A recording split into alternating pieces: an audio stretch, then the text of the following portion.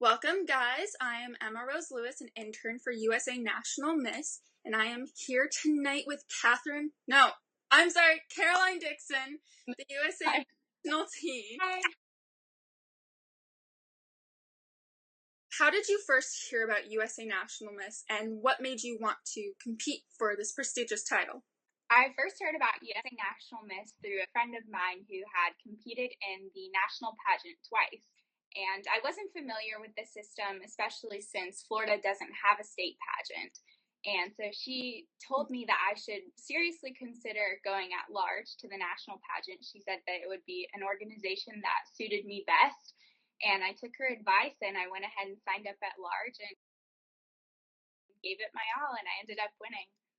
Our next question is, how did you prepare for the national pageant? There were so many ways I prepared for the national pageant. I had previously, before entering the pageant, I competed in smaller pageants, just prelims and state pageants for other systems, and I always came first runner-up.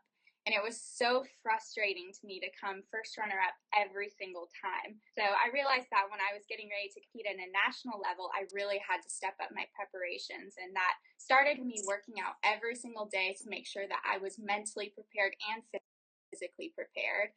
And I also asked myself actually interview questions every single day because after all, we are our hardest critics. So being able to listen to myself talk and see what I would say as an answer gave me a better idea of, well, how strong am I in the interview portion of competition? That is exactly what you need to do. And look where it got you. It got you the national title. Yeah. So, question is about Miss America. So USA National Miss for the past few years, and including this year, has had a Miss America as the head judge. And your Miss America head judge was Katie Stam-Erk, Miss America 2009. What was it like to go into the interview room with her? Well, I'm not going to lie, it's very intimidating at first. Having a Miss America as a judge, you think about it as, oh my gosh, this is a girl I've seen on TV. She's flawless, she's perfect, and it's somebody you look up to on a day-to-day basis. So definitely going into the interview, it's a little intimidating, a little scary. We already have nerves as is because it, after all, is the interview portion of competition. But once I got in there and I got to talking for a little bit and I answered a couple of questions, it was really nice from there on out. She's so comforting, and it was overall just an amazing experience to receive feedback from somebody you see on TV, you see makes such an impact in everybody's life. I had Teresa Scanlon. And actually, funny story, my mom and I accidentally went into an elevator with all of the judges after the runway competition when I competed.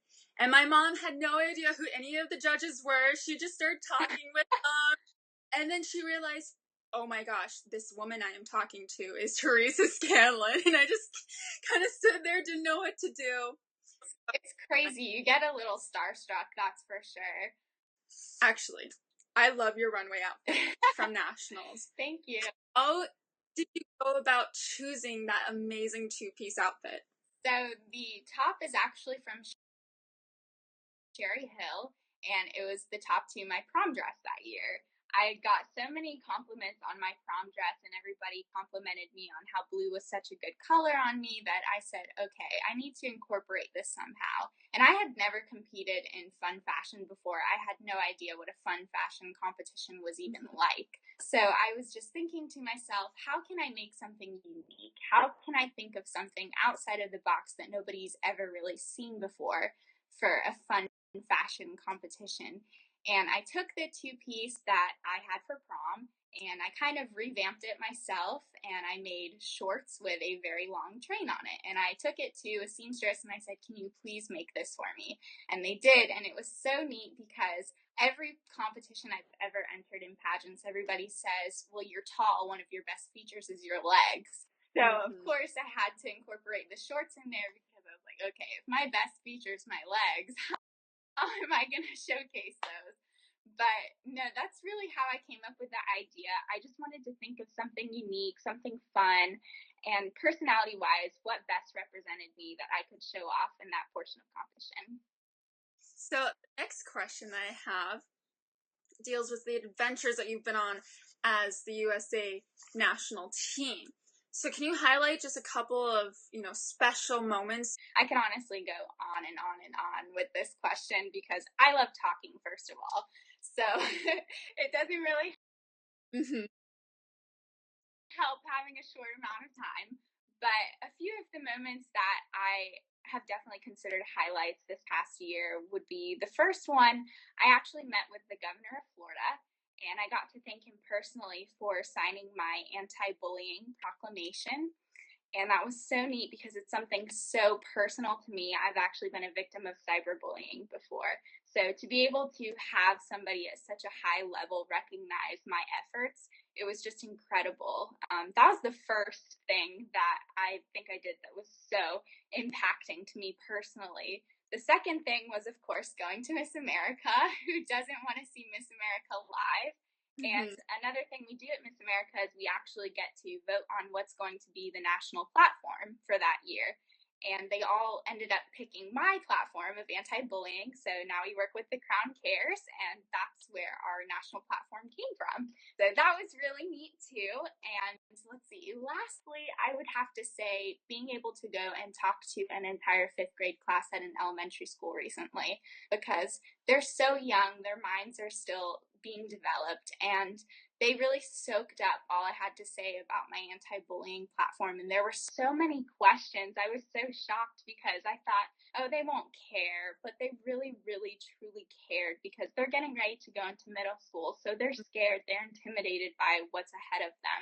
And it was just overall very, very neat. But there's been so many things, I have to say, that have been truly incredible.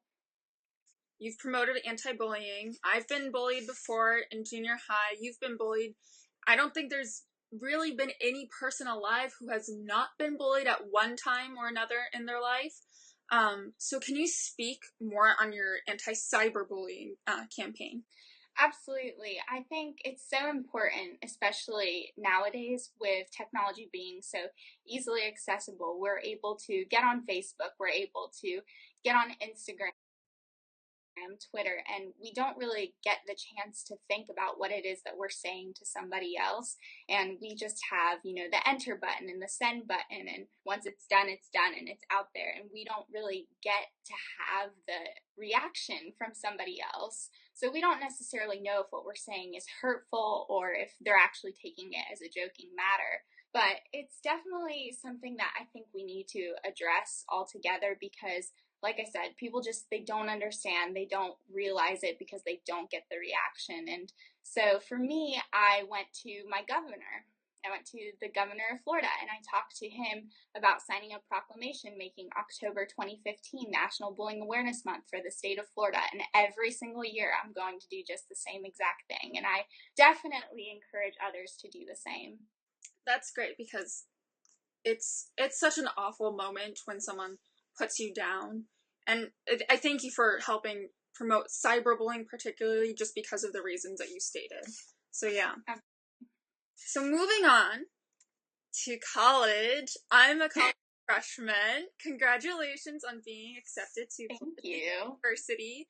And since USA National Miss is a scholarship organization, can you tell us what you'll be studying with your scholarship money? So I'm actually looking into biochemistry right now.